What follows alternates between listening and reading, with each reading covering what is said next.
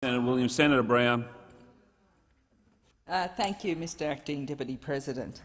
Senator Williams started his contribution here today talking about amnesia.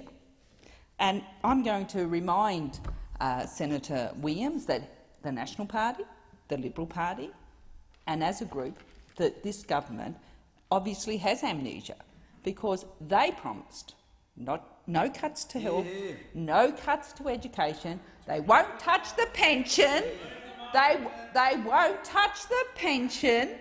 They won't do any. They won't cut the ABC. They won't cut the SBS. Now I know Senator Williams is a bit conflicted here because he doesn't support the government's PPL, and unfortunately he wasn't able to touch on it in his short contribution here today. And as he wanders out, can I say to him, the Labor Party are very concerned about the rural and regional areas of Australia, and he talked about scholarships.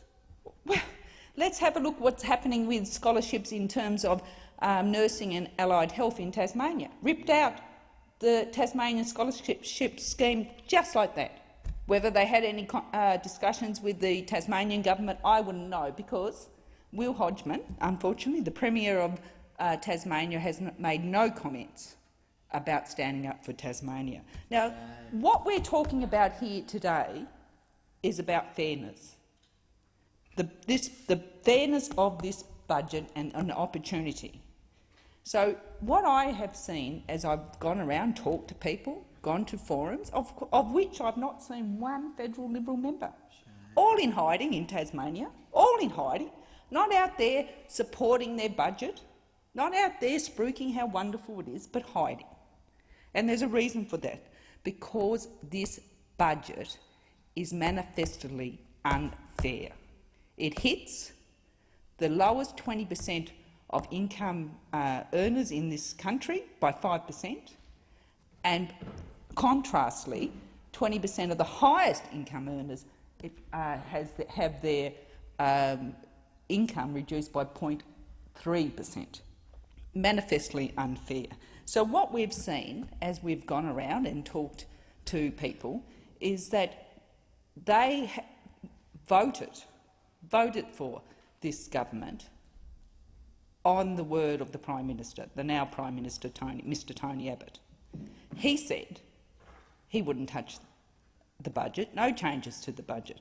And we had here today Senator Fifield come in here and say that the pensions were going up. Absolutely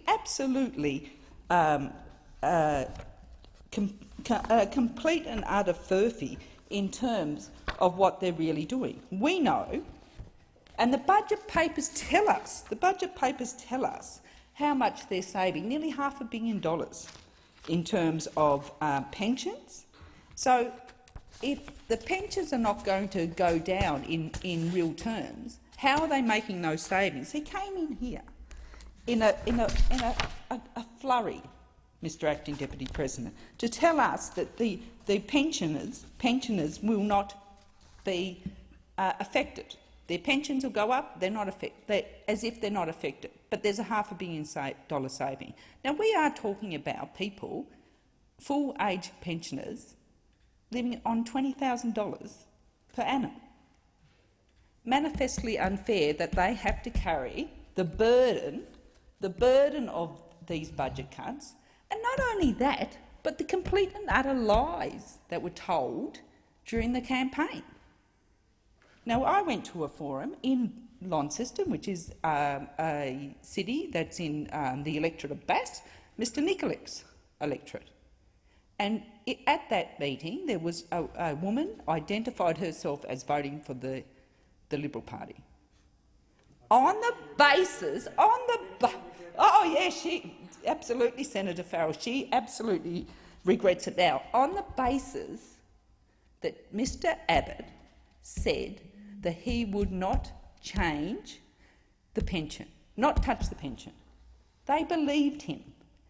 And, you know, they should be able to believe the leaders of the parties. They should be able to believe them. But not only did Mr Abbott lie to the electorate. Order. Your time has expired.